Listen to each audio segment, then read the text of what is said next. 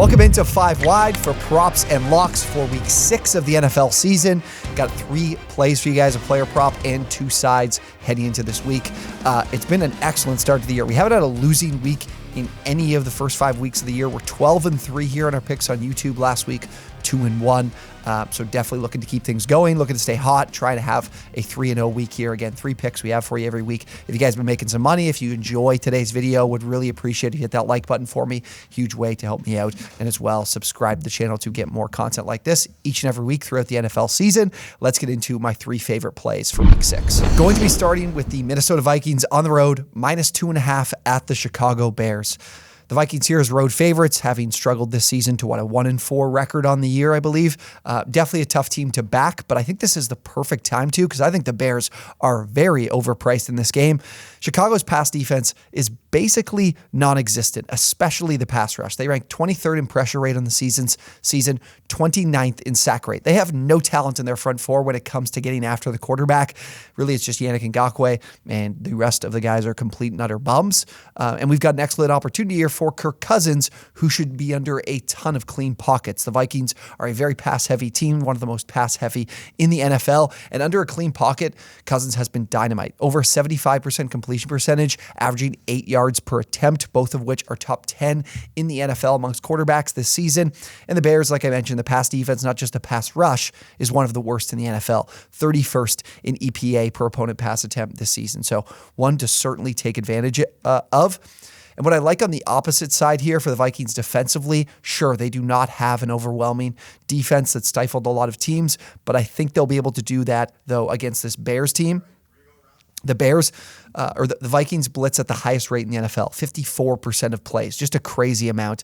And for Justin Fields, things have not gone well this season or really in his career against the blitz. He's completing just 56.9% of his passes against the blitz this season, which ranks 30th in the NFL. And the reason he struggles is because he loves to hold on to the football. This season and last season, he had the highest time to throw, or the most time to throw in the entire league. So if he's hanging on to the football and this blitz is coming, they're going to get after him, and they're going to definitely limit what this passing game can do. And I love what the Vikings can do offensively in this game, even with Justin Jefferson out. They got Jordan Addison to step in, still have TJ Hawkinson as well, who's one of the most talented tight ends in the league. KJ Osborne will step in as that third receiving option. I still think the Vikings in this game are a very, very nice team to take as a short road favorite here in Chicago. Another side here, a team that might be a little bit tougher for you to justify backing, but I'm going to see if I can do it for you. The Buccaneers +3.5 at home against the Lions. Like them, of course, I'm very intrigued by any home underdog, especially one by more than a field goal, and especially one in a Tampa Bay team that looks pretty solid and coming off of a bye. There's 2 weeks to prepare for a game here against this Lions team. I think that might be something that can go overlooked by people. Give a coaching staff 2 weeks to prepare. I guarantee you're going to get their best shot, and definitely in this first quarter, first half, I think they'd be a lively team to be leading after the first half. But here's where I like Tampa Bay. Run defense is solid. Philadelphia really blew up what this run defense looked like throughout the season because they have such an elite offensive line. The Lions are very good too, but Tampa Bay, 16th in EPA against the run, definitely more middle of the road, but they're only giving up 4.1 yards per attempt, so been pretty solid against the run. Vita Vea leading the way, and I mentioned that bye, but I think what the bye also does is helps this team get a little bit healthier. I saw in practice this week, the only guy not practicing in full was Mike Evans, so his status is in doubt, but when you look at some of these important guys to be able to help them stop the run here against Detroit, who loves to run the football, Servassier Dennis, Kalijah Cansey, 2 of their rookies that have been out with injury who were elite run defenders at Pitt in their college career. If they're back and healthy, they will definitely help this run defense get to another level in this game.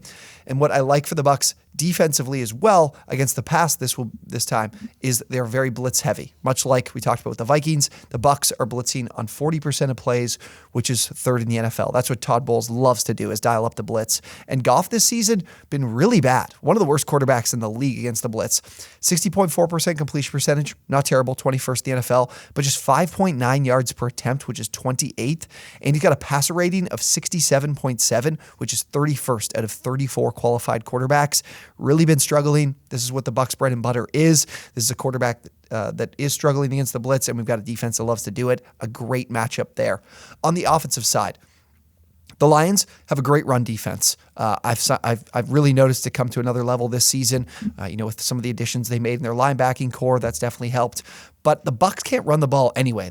They're one of the worst rushing. They're the worst rushing offense in the entire NFL. So being able to stop the run is not going to make the Bucs rushing attack any worse than it already is.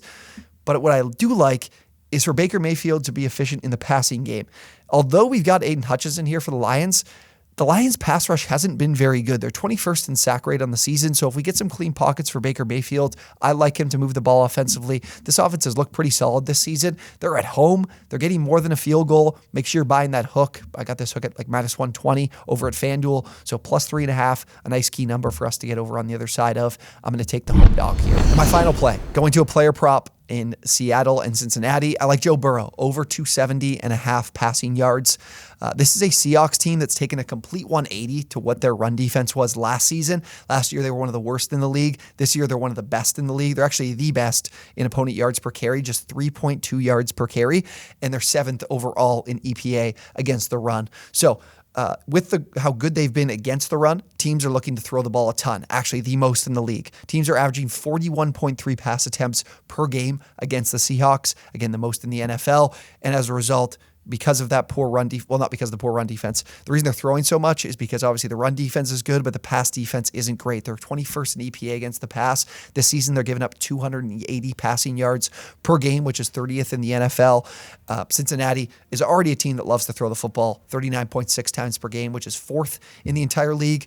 Now, when you look at this number and what it's set at 270.5, this isn't a number Burrow's been too kind to this season. He's only cleared it once, and it was in that most recent game against Arizona last week.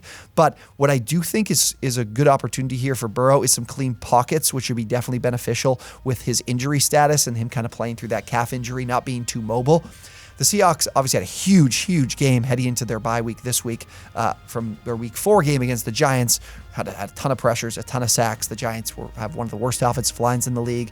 They were playing a number of backups. But before that week 4 game, which boosted these numbers to being a top 10 unit in both these categories, for that game, they were 28th in sack rate and 22nd in pressure rate. So the pass rush isn't very good, which should definitely help Burrow give him some clean pockets and be able to efficiently move this ball down the field in the passing game, which should be at a high volume. So I really like the over 270.5 for Burrow. All right, those are my 3 favorite plays heading into week 6 of the NFL season. Again, 12-3 so far in the year. We haven't had a losing week. Let's keep this thing going.